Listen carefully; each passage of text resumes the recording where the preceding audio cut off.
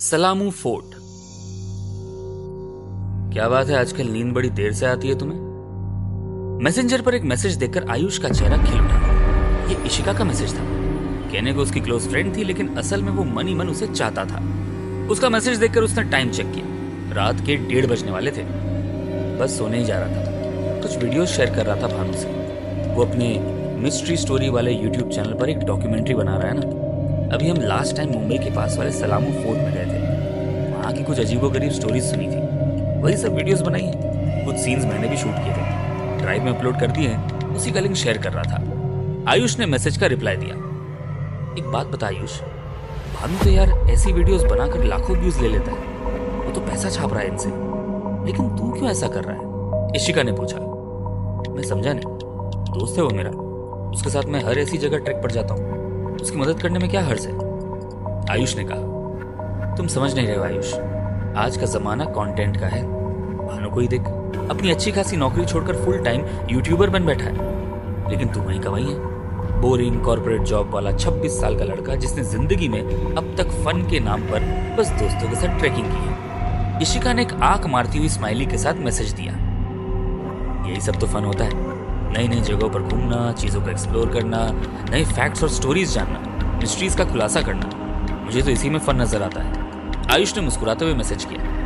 अरे बुद्धू, मेरे कहने का मतलब समझ। देख, भानु के पास ऐसा क्या है जो तेरे पास नहीं है? दोनों ने एक साथ पढ़ाई पूरी की, एक साथ बढ़िया कंपनी में प्लेसमेंट हुई, लेकिन उसके बाद उसका रास्ता अलग हो गया। घूमना फिरना, एक्सप्लोर करना तो तुझे भी पसंद था, फिर वो इस मामले में तुझसे आगे कैसे निकल गया? अपने शौक को ही पैशन बना लिया उसने, और तू बस उसका असिस्टेंट बनकर रह गया जो उसके लिए वीडियो रिकॉर्ड करता रहता है। मेरे कहने का मतलब यह है कि उन वीडियोस से जब भानु कंटेंट बना सकता है तो तू क्यों नहीं? तेरी तो स्टोरी टेलिंग भी बढ़िया रही है हमेशा से। तू अपने यूट्यूब चैनल पर ध्यान क्यों नहीं देता? बता, कितने दिन हो गए तुझे वहां लास्ट वीडियो अपलोड किए हुए? इशिका ने पूछा। 8-9 महीने पहले, आयुष ने सोचते हुए कहा। 8-9 महीने में एक आध वीडियो शेयर करता है, वो भी बस फुटेज, कोई नरेशन नहीं, कोई स्क्रिप्ट नहीं, बस रॉ फुटेज अपलोड कर दी और काम खत्म हो गया। कितने व्यूज आए थे उस पर? इशिका ने पूछा। लास्ट टाइम चेक किया था तो कुछ 6000 व्यूज थे, आयुष ने जवाब दिया। और सब्सक्राइबर्स कितने हैं? इशिका ने पूछा। 500 के आसपास, आयुष ने कहा। उनमें से एक मैं ही हूं। 15-20 तो ऑफिस के कलीग्स हैं, 30-40 कॉलेज के यार दोस्त और 15-20 तुझे जानने वाले। भाई, इतने में तो तेरा चैनल मोनेटाइज भी नहीं होगा। मेरी मान तो अब से तू खुद के लिए कंटेंट बना, स्क्रिप्ट तैयार करके वीडियो एडिट कर, नरेशन दे और बढ़िया सा थंबनेल लगाकर रिलीज कर दे। क्या पता अगला यूट्यूबर तू ही रहेगा। इशिका ने कहा। यार, ये मेरे बस का नहीं है, मुझसे नहीं होगी ये सब चीजें। आयुष ने कहा। बहाने मत बना, मैं जानती हूँ तूने सलामी फोर्ट की वीडियो क्लिप्स रखी हुई है। फटाफट एक स्क्रिप्ट बना ले। तूने उसकी क्या कहानियां सुनी, कैसे जाने का प्लान किया, कैसे मुंबई पहुंचा, मुंबई से वहां कितनी दूरी पर है, वो इलाका कितना सुनसान था, और तुमने वहां एक रात कैंपिंग की, तुम्हें क्या एक्सपीरियंस हुए, ये सब शॉर्ट में लिख ले। और हाँ, कुछ एक्स्ट्रा मिर्च मसाला डाल देना, जो चीजें कभी फील ही नहीं की वो भी डाल देना। फॉर एग्जाम्पल, तुझे कोई अजीब सी चीज दिखाई दी 2-3 बार, लेकिन पता नहीं चला वो क्या है। फोर्ट के भीतर से रात में कुछ आवाजें सुनाई दी, लेकिन पता नहीं लगा किसकी आवाज है। कह देना कि यहाँ कैदियों को सजाए मौत दी जाती थी, तो उन्हीं की आत्माओं के रोने की आवाजें सुनाई देती हैं, वगैरह वगैरह। सनसनी बनेगी तो वीडियो जल्दी वायरल होगा, इशिका ने कहा। उसका मैसेज पढ़कर आयुष वाकई कुछ सोचने लगा। ज्यादा सोच मत यार, पिछले ट्रैक्स की भी कुछ वीडियोस होंगी, सबके साथ ऐसा ही कुछ कर। चल, ज्यादा नहीं 2 ही वीडियो एडिट करके अपलोड कर दे। अगर उन पर अच्छा रिस्पॉन्स आया तो ही आगे बनाना, अगर अच्छा रिस्पॉन्स नहीं रहा तो मैं तुझे कभी नहीं कहूँगी। अगर अच्छा रिस्पांस नहीं रहा तो मैं तुझे कभी नहीं कहूंगी ये सब करने के लिए। बने रहना तू भानु का बंधुआ असिस्टेंट विदाउट सैलरी। इशिका ने एक हंसती इमोजी के साथ मैसेज भेजा। उसे पढ़कर आयुष के चेहरे पर मुस्कुराहट उभर आई। अच्छा मेरी माँ, ठीक है, करता हूँ कोशिश। अब सोने दे, रात के 2 बजने वाले हैं। चल, गुड नाइट। आयुष ने मैसेज किया। बदले में इशिका ने भी गुड नाइट और हग्स वाले मैसेज भेजे। आयुष नेट ऑफ करके बिस्तर पर लेट गया। इशिका की कई बातें उसके दिमाग में घूम रही थी। ऐसे इशिका कुछ गलत तो नहीं कह रही है। एक बार ट्राई करने में कोई हर्ज नहीं है। वैसे भी कौन सा ज्यादा मेहनत करना है। एक आध पेज की स्क्रिप्ट लिखनी है, एक वॉइस ओवर बनाना है, और क्लिप्स को मर्ज करके थोड़ा बहुत एडिटिंग करके copyright free background music add कर दूंगा। वैसे भी मेरे पास कंटेंट तो है ही, बस आलस की वजह से कभी अपलोड नहीं करता। वहीं भानु क्लिप्स का बढ़िया इस्तेमाल करता है, तो उसी से थोड़ा बहुत सीखना सही रहेगा। आखिर मैं भी उसके साथ इन चीज़ों को एक्सपीरियंस करता हूँ, तो मैं भी अच्छे से प्रेजेंट कर सकता हूँ। ठीक है, कल ऑफिस से आते ही मैं लग जाता हूँ, आयुष ने खुद से कहा और सो गया। अगले दिन ऑफिस में पहुंचते ही इशिका उसके सामने आकर खड़ी हो गई। उसके हाथ में ब्लैक कॉफी का कप था। तो क्या सोचा? इशिका ने कहा। किस बारे में? अरे वही जिसके बारे में हमने रात में डिस्कशन किया था।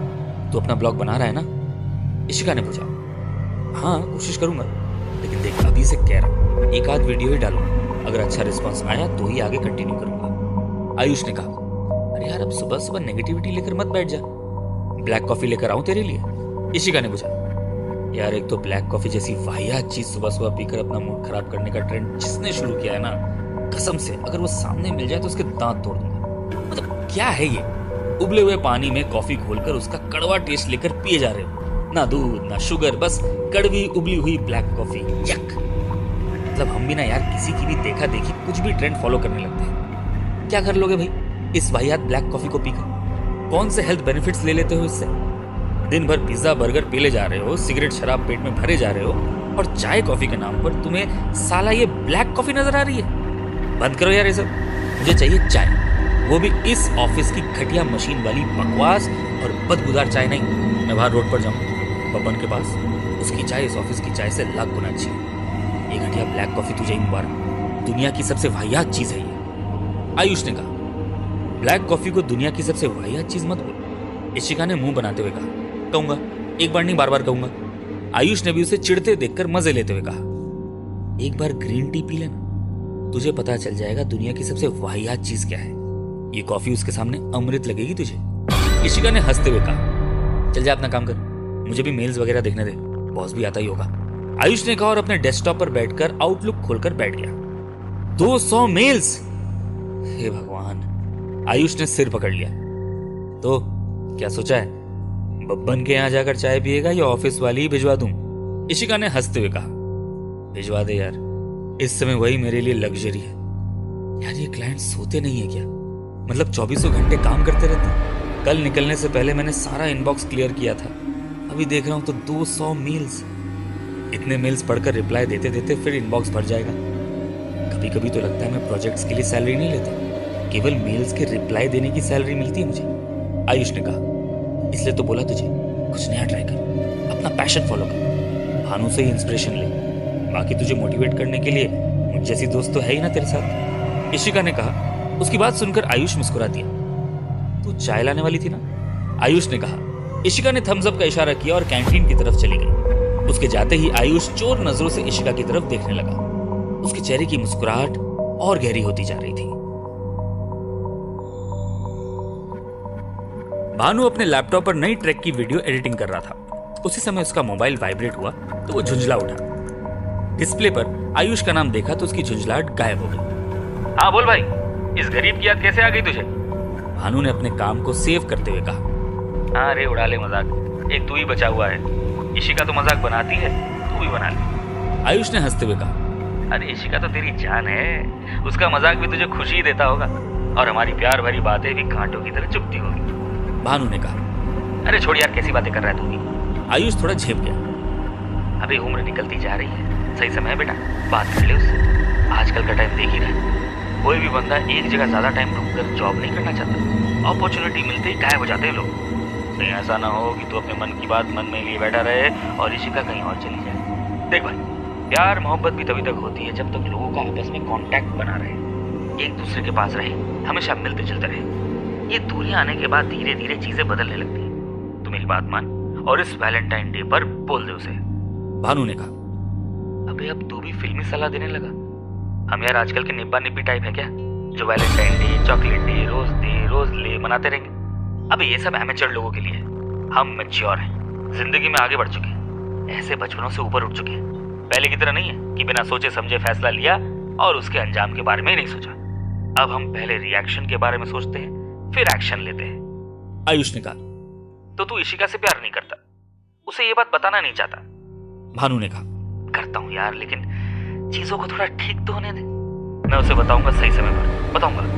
ये छपरियों की तरह फलाना डे ढिमकाना डे वगैरह का इंतजार थोड़ा ही करूंगा। अब इस बात को छोड़, मैंने किसी और चीज के लिए कॉल किया था और तू किसी और चीज की तरफ ले जा रहा है। आयुष को अपने फोन करने का मकसद जैसे एकदम से याद आ गया। हाँ तो बोलना भाई, भानु ने कहा। भानु कल रात इशिका ने बातों ही बातों में यार एक सलाह दी। वो बोली क्यों ना मैं भी यूट्यूब पर कंटेंट अपलोड करूं। मतलब यार ये ट्रैकिंग, घूमना फिरना वगैरह मैं भी तो करता ही हूँ। मैं भी उन चीजों को एक्सप्लोर करता हूँ जिन्हें तू करता है।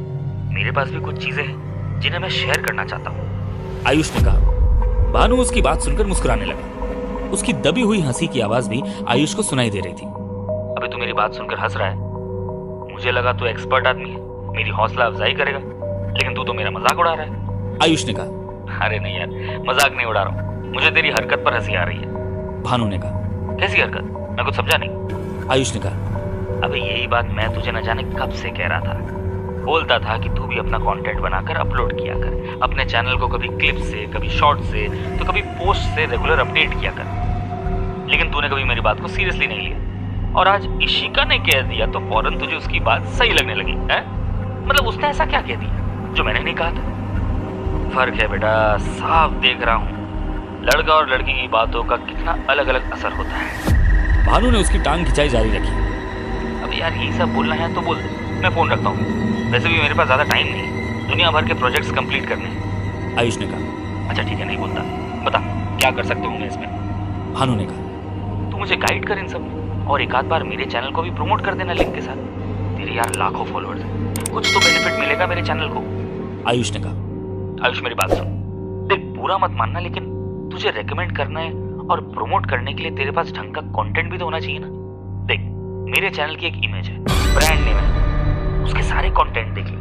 कभी क्वालिटी मटेरियल है, टॉप क्लास प्रोफेशनल लेवल की एडिटिंग, स्क्रिप्टिंग, वॉइस ओवर और हाई डेफिनेशन कैमरा यूज करता हूं मैं। देख इस फील्ड में सैकड़ों, हजारों नहीं, लाखों कंटेंट क्रिएटर्स हैं।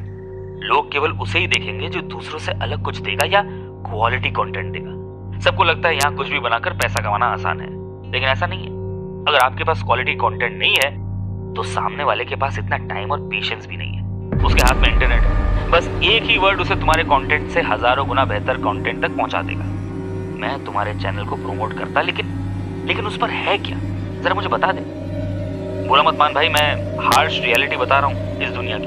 तेरे पास 500 फॉलोअर्स होंगे और कंटेंट के नाम पर 6-7 वीडियोस, जिन पर कोई एडिटिंग नहीं, कोई प्रोसेसिंग नहीं और ना ही कोई स्क्रिप्टिंग है। प्रोफेशनल कंटेंट की तो बात ही नहीं करनी चाहिए। दूसरी बात, तुमने सभी नॉर्मल फुटेज डाली जो मोबाइल से शूट हुई है। ऐसे कंटेंट एक आध दो बार जरूर कोई देख लेगा, लेकिन दोबारा वो चैनल की तरफ लौटेगा नहीं, भानु ने कहा। उसकी बात सुनकर आयुष का मुंह उतर गया। मुझे पता है तेरा मुंह उतर गया होगा, लेकिन मेरी बात मान, अभी तुझे प्रोमोट करूंगा तो लोग मुझ पर भरोसा करके तेरे पास भले आ जाएंगे, लेकिन वो जेन्युइन सब्सक्राइबर्स नहीं होंगे। वो तेरी हर वीडियो को मेरी वीडियो से कंपेयर करने की कोशिश करेंगे, और जो बेस्ट होगा वो उसी के पास जाएंगे।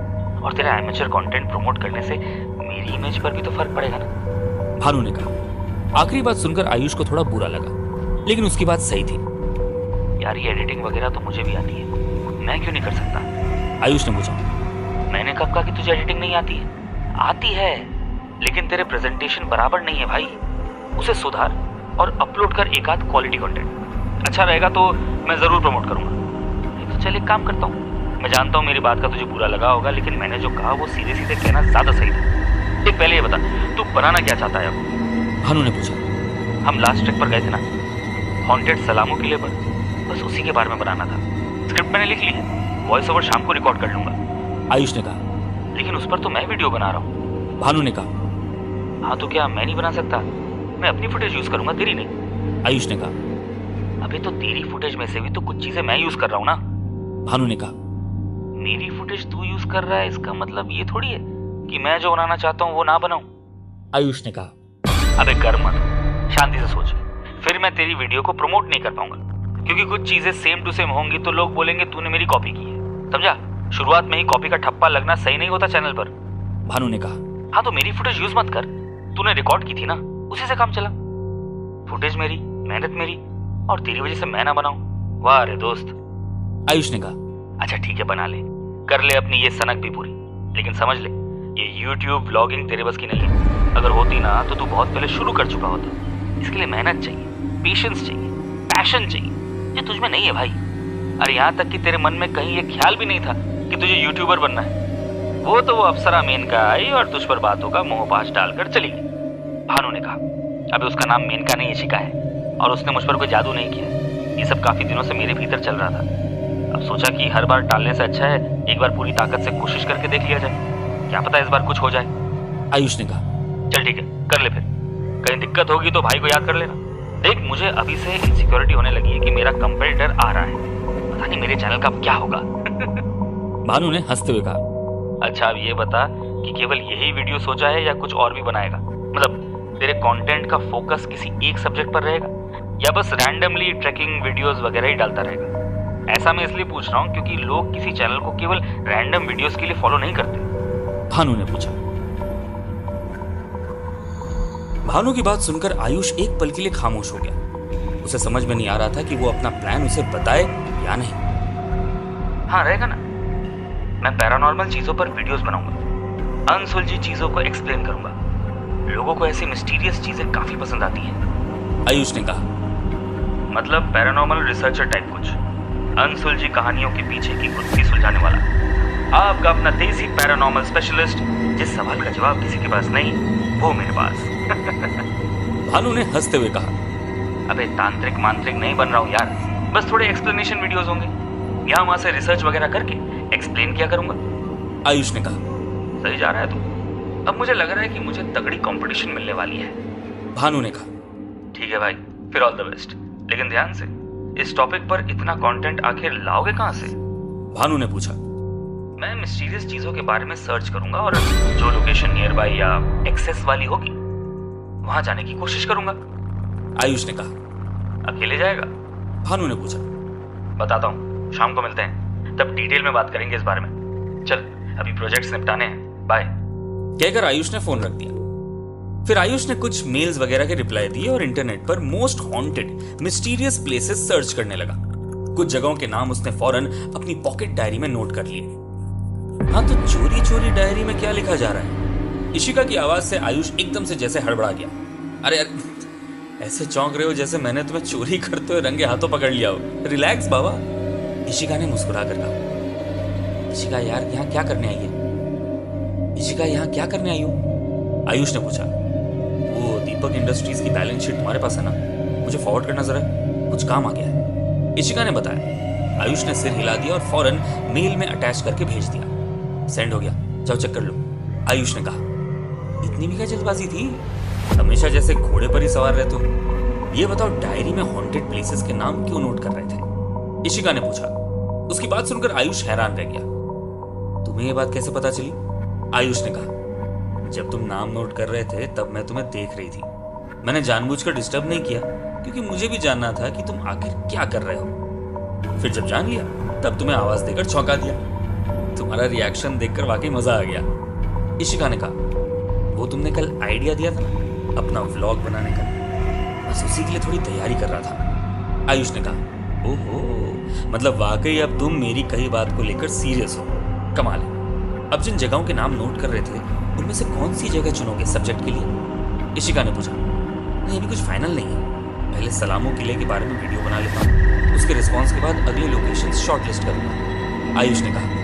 एक काम करते हैं, ऑफिस के बाद मिलते हैं, भानु को बुला लो, साथ में डिस्कशन करेंगे तो कुछ और बढ़िया चीजें समझ में आने लगेंगी। इशिका ने कहा। आयुष उसकी बात सुनकर मुस्कुराया। ओह, तुम्हारी मुस्कुराहट बता रही है कि तुम दोनों की मीटिंग शायद पहले ही फिक्स हो चुकी है और लगता है जैसे मेरे बगैर ही मीटिंग करने की तैयारी हो रही है। खबरदार, जो तुम दोनों ने मेरे बगैर कोई प्लान किया तो मैं जान ले लूंगी तुम दोनों की। इशिका ने कहा। इशिका, तुम और हमारे दूसरे साथी हमेशा की तरह इस बार भी अगर कोई ट्रैक वगैरह हुई तो उसके साथ ही बनेंगे, फिक्र मत करो, आयुष ने समझाया। उसी समय इशिका ने बॉस को कैबिन से बाहर आते देखा। मैं चलती हूँ, वो खड़ूस बाहर आ रहा है। इशिका ने कहा। अरे रुक जाओ, दो चार बातें और करते जाओ, इतनी भी क्या जल्दी है? आयुष ने उसे छेड़ते हुए कहा। इशिका उसे मुंह चिढ़ाकर तेज कदमों से अपने क्यूबिकल की तरफ बढ़ गई। शाम को एक कैफे में तीनों मिले। हाँ तो भाई बता अपना प्लान। अच्छा रुक जा, ऑफिस से निकलकर सीधे यहीं आ रहे हो तो पहले कुछ पेट पूजा हो जाए, कहकर भानु ने खाने पीने के लिए कुछ ऑर्डर कर दिया। इशिका और आयुष एक दूसरे की तरफ देख रहे थे। इशिका ऑफिस के बाद ही उसके पीछे पड़ गई थी। तो भाई बता तो दिया कि व्लॉग बनाऊंगा, पैरानॉर्मल चीजों पर रिसर्च करके अपनी थ्योरीज बताऊंगा। शुरुआत सलामू फोर्ट से करूंगा, आयुष ने बताया। लेकिन वहां तो कुछ भी पैरानॉर्मल चीज हुई ही नहीं थी, बस कहानियां थी लोगों की बनाई हुई। पेशवा कालीन किला था, कोई सरदार रहता था वहां जो अपने विरोधियों को कत्ल करके उसी किले के भीतरी हिस्से में दफना दिया करता था। धीरे धीरे लोगों में कहानियां फैलने लगी कि उन मरे हुए लोगों की आत्माएं सबको दिखनी शुरू हो गई। सरदार और उसका परिवार बीमार रहने लगा और सब एक रात उस किले को छोड़कर भाग गए। कहानी ये बनी कि उस किले पर प्रेत आत्माओं का हमला हो गया था, जिन्होंने वहां रहने वाले हर इंसान पर हमला कर दिया। उन प्रेत आत्माओं के कहर से बचकर सभी ने रातों रात किला खाली कर दिया।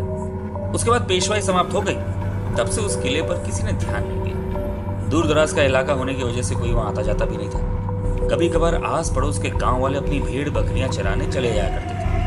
उसी में किसी को कुछ दिखा और पुरानी बातें फिर फैलने लगी। देखते ही देखते उस किले की तरफ जो आवाजाही थी वो भी बंद हो गई और वो एक हॉन्टेड प्लेस में बदल गई। ये थी कहानी। इतिहासकारों की मानो तो उस जमाने में वहां प्लेग फैल गया था। उस समय प्लेग एक महामारी हुआ करती थी। गांव के गांव खत्म हो जाया करते थे। आस पड़ोस के गांव में फैले प्लेग ने धीरे धीरे किले पर भी असर दिखाना शुरू कर दिया और किले के भीतर के भी काफी लोग उस बीमारी का शिकार होकर मर गए। अब लोगों ने अफवाह फैला दी कि आत्माओं का प्रकोप हुआ है। लोगों का क्या है, उन्हें ऐसी कहानियों में ज्यादा मजा आता है, इसलिए लोग इन्हें और नमक मिर्च लगाकर एक का दो और दो का चार बताते हैं। भानु ने कहा। उसकी बात सुनकर आयुष मुस्कुराया। तो तू उस पर एक नॉर्मल व्लॉग बनाएगा? चलो ये ठीक है, मैं थोड़ा अलग बनाऊंगा। आयुष ने कहा। कैसे अलग? तू अलग क्या दिखाएगा? जो देखा, जो एक्सपीरियंस किया वही सब होगा। उसके अलावा क्या एलिमेंट्स जोड़ेगा उसमें? भानु ने पूछा।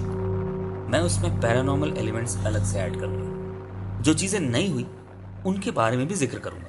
मैं बताऊंगा कि हमने वहां कुछ फील किया था, कुछ चीजें हमें भी दिखाई दी थी।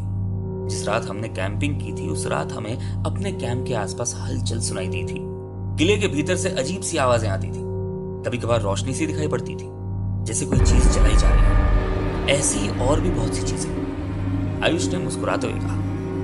अब ये सब तो हमने फील ही नहीं किया।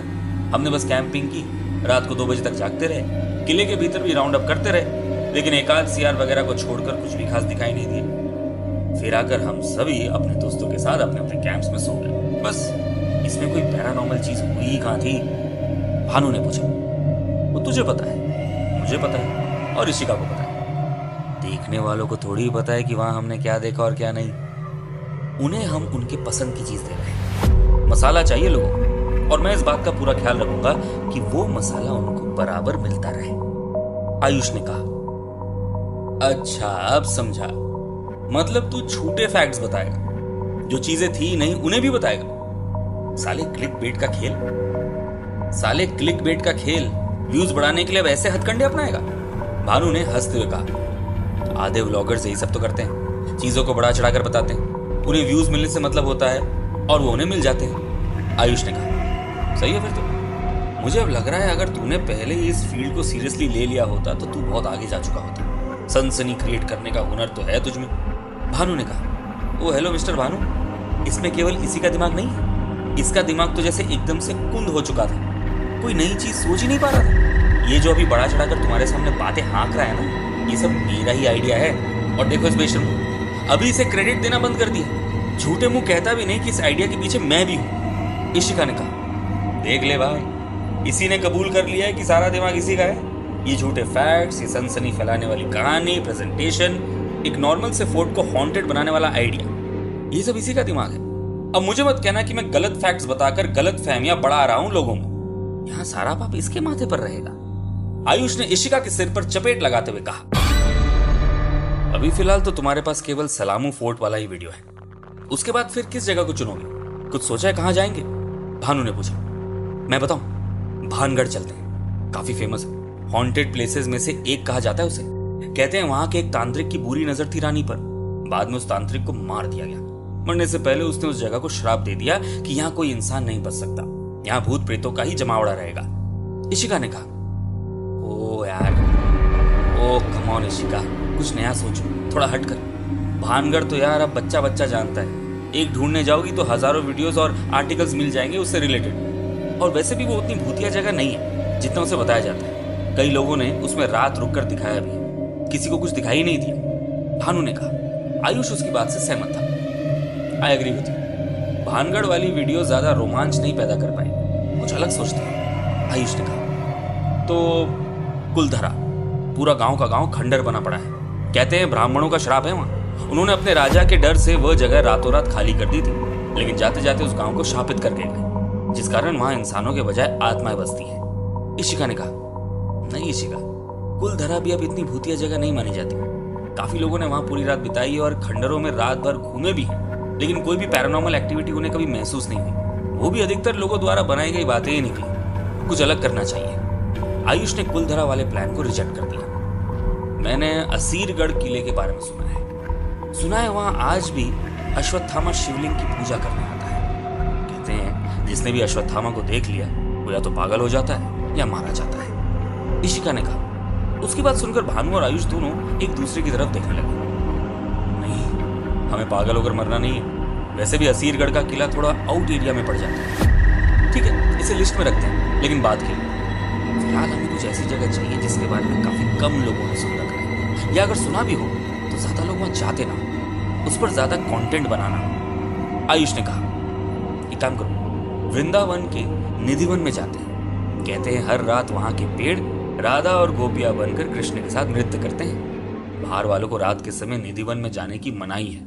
कहते हैं जिसने भी वो दृश्य देखा वो अपना दिमागी संतुलन खो बैठता है। इशिका ने कहा, इशिका, वो एक धार्मिक स्थान है, लोगों की आस्था जुड़ी है वहां, और जहां आस्था होती है वहां तर्क कुतर्क नहीं किए जाते। वैसे भी अगर वहां रात में जाना मना है तो हम जबरदस्ती नहीं जाएंगे। अगर हमने वहां की वीडियोस बना भी ली तो लोगों की धार्मिक भावनाएं आहत हो जाएंगी और बवाल हो जाएंगे। और मैं फिलहाल ऐसी चीजों पर काम नहीं करना चाहता जिसमें किसी धर्म के सेंटिमेंट्स दुखे। और ऑफ कोर्स मैं भी उसी धर्म का हूं, अपनी आस्था और धार्मिक चिन्हों का सम्मान करता हूं। ये देखो, अपनी पिछली गौमुख ट्रेनिंग में गंगा के उद्यम से लिया हुआ गंगा जल मैं हमेशा अपनी जेब में रखता हूं, आयुष ने कहा और अपनी बैग से छोटी शीशी निकालकर दिखा दी। जय हो बाबा जी की, कोटि कोटि प्रणाम आपके चरणों में प्रभु। हम तो गौमुख ट्रैक एंजॉय के लिए गए थे, लेकिन आप तो धार्मिक यात्रा पर थे। जानती हो इशिका, ये भाई साहब हर चट्टान जिससे कोई कथा जुड़ी होती है वहां सिर नवाते चले जाते हैं। हर जगह से याद के लिए कुछ ना कुछ उठा लेता है ये बंदा। हरिद्वार से गंगा जल भी लिया और ब्रह्मा कुंड की मिट्टी भी उठाकर बोतल में भर ली भाई साहब ने। देखना वो भी होगी इसकी बैग में, भानु ने हाथ जोड़ते हुए कहा। आयुष उसकी बात सुनकर मुस्कुराया। हाँ, तो इसमें कोई गलत बात थोड़ी है। होता है किसी किसी को शौक। नई जगहों से जुड़ी चीजों को अपने पास रखने से हम उनकी यादों के एक हिस्से को हमेशा अपने पास रखने की कोशिश करते हैं। इसमें कुछ गलत या हंसी उड़ाने वाली बात नहीं दिखाई देती मुझे। इशिका ने आयुष का साथ देते हुए कहा। ओए होए, आयुष का साथ दिया जा रहा है, क्या बात है, बड़ा प्यार आ रहा है हमारे जिगरी दोस्त पर। भानु ने मुस्कुराते हुए कहा तो आयुष और इशिका दोनों झेप गए। अरे कम ऑन यार, मैं यहाँ सीरियस प्लानिंग कर रहा हूँ और तुम लोगों को मजाक सूझ रहा है। ठीक है, अभी बताई सारी जगहों को रिजेक्ट करके फिलहाल केवल असीरगढ़ को शॉर्टलिस्ट करते हैं। हमारे साथ पिछली ट्रैक में जो मयूर और विनोद थे उन्हें भी पहले से तैयार रहने के लिए बोल, वरना बाद में जान खाएंगे कि उन्हें बताए बगैर प्लान कर दिया। आयुष ने कहा, हाँ, पहले जगह डिसाइड हो जाए उसके बाद। अभी चलो मीटिंग खत्म करते हैं। आयुष, अब तो टाइम वेस्ट मत कर और सीधे वीडियो प्रोसेसिंग पर लग जाए। पता चला केवल बातें बनाते रहे और काम धेले भर का नहीं हुआ। भगवान ना करे ऐसा हो, लेकिन अगर तेरी वीडियो तेरी उम्मीद के मुताबिक नहीं चली तो सबसे जल्दी डीमोटिवेट भी तू ही होगा। उसके बाद आगे के बनाए हुए सारे प्लान अपने आप ही हमेशा के लिए खत्म हो जाएंगे। इसलिए पहले वो काम कर जिस पे आगे के सारे प्लान्स निर्भर हैं। जा, नहीं तो बाद में बहाने बनाएगा। घर, ऑफिस, ट्रैवलिंग, जिम वगैरह करने के बाद टाइम ही नहीं मिला। मुझे कोई बहाना नहीं चाहिए। आज है गुरुवार और इस रविवार को तेरा वीडियो लाइव हो जाना चाहिए बिना किसी बहाने के। बस अब हम वीडियो रिलीज होने के बाद ही मिलेंगे, फाइनल। कहकर भानु उठ खड़ा हुआ। तीनों ने एक दूसरे को विदा किया और अपने अपने रास्ते चल पड़े। आयुष का मोबाइल वाइब्रेट हुआ। उसने देखा तो मैसेज का नोटिफिकेशन आया हुआ था। इशिका का मैसेज देखकर उसके चेहरे पर मुस्कान आ गई। फिक्र मत कर, मैं जानती हूं तुम कर लोगे, ऑल द बेस्ट, इशिका ने कहा। थैंक यू डियर, आयुष ने रिप्लाई भेजकर मोबाइल जेब में रख दिया। उसके बाद वो घर पहुंचा। अपने रूटीन काम धाम निपटाकर जैसे ही वो वीडियो एडिटिंग के बारे में सोच रहा था वैसे उसकी मम्मी का फोन आ गया। हाँ मम्मा, कैसे हो बेटा? खाना वगैरह टाइम से खा रहे हो या नहीं? हम कुछ ही दिनों में लौट आएंगे, तब तक फास्ट फूड वगैरह नहीं खाना, अपने हाथ से बना लिया करना। बाहर का खाना सही नहीं होता। एक आध दिन के हिसाब से ठीक है, लेकिन रोज के हिसाब से नहीं है, इसलिए अपना ख्याल रखना। पापा ठीक है, वो तुम्हारे मामा जी के साथ सोनाक्षी की शादी की तैयारियों में लगे हुए हैं। मम्मी ने कहना शुरू किया। हाँ मम्मी, मुझे सब याद है। क्योंकि छोटा बच्चा थोड़ी हूँ जो मुझे कुछ बनाना नहीं आता। ऑफिस से आते हुए सब्जियां लेकर आया हूँ, चाहे तो फोटो सेंड करता हूँ, देख लेना। आयुष ने हंसते हुए कहा, नहीं नहीं, उसकी कोई जरूरत नहीं है, मुझे तुझ पर पूरा यकीन है। अच्छा ठीक है, मैं बाद में फोन करती हूँ, तेरी मामी बुला रही है। दुनिया भर की रस्म होती है यहाँ भी, जाना होगा। अपना ख्याल रखना बेटा। मम्मी ने कहा। हाँ माँ, बेफिक्र रहो, रखता हूँ, गुड नाइट। कहकर आयुष ने फोन रख दिया। उसने फौरन फोन में फूड डिलीवरी ऐप खोलकर हक्का नूडल्स का ऑर्डर दे दिया। सॉरी माँ, 2-3 दिन खाना बनाने की फुर्सत नहीं रहेगी, इसलिए बाहर से मंगा रहा हूँ। आयुष मुस्कुराते हुए खुद से बड़बड़ाया। खाना आने में आधा घंटा था, तब तक वो नहाकर फ्रेश हो सकता था। नहा धोकर खाना वगैरह निपटाने के बाद आज वो वीडियो एडिटिंग पर लगने वाला था। कुछ ही देर बाद उसका सब कुछ निपट चुका था। वो अपने कमरे में आ गया। उसने अपना ब्लूटूथ ईयरफोन कान पर लगाया और मोबाइल का वॉइस रिकॉर्डर ऑन कर दिया। 22 नवंबर की उस रात को हम मुंबई से 50 किलोमीटर दूर एक सुनसान गांव सलामूवाड़ी पहुंचे। यहाँ पहुंचने के लिए आपको ट्रेन से वसई उतरना होता है, जो कि मुंबई की वेस्टर्न लाइन का हिस्सा है। वसई का ऐतिहासिक महत्व है। ये प्रमुख बंदरगाहों में से एक रहा है। यहाँ पोर्तुगीज शैली के घर और पुराने किले इफरात में मिलते हैं। सलामूवाड़ी कोई बहुत जानी पहचानी जगह नहीं है। काफी खोजबीन करने के बाद एक ऑटो वहां जाने के लिए तैयार हुई थी। कुछ पुराने लोग ही उस जगह के बारे में जानते हैं। हम शाम के 4 बजे तक पूरी तैयारी के साथ किले के पास पहुंच चुके थे। यहाँ से वापसी के लिए हमने उसी ऑटो वाले को कल फिर इसी टाइम पिकअप करने के लिए कह दिया और उसे बता दिया कि उसे आने और जाने दोनों के पैसे मिल जाएंगे। फिर जब तक रोशनी थी तब तक हमने अपने कैंप के लिए सही जगह की खोजबीन की। किले के आसपास का इलाका सुनसान और घने जंगल वाला था। वहां से कुछ किलोमीटर दूर कुछ गांव जरूर थे, लेकिन वहां के लोग इस दिशा में कम ही आते थे। हम किले के दरवाजे पर पहुंचे, जो काफी बुरी हालत में था।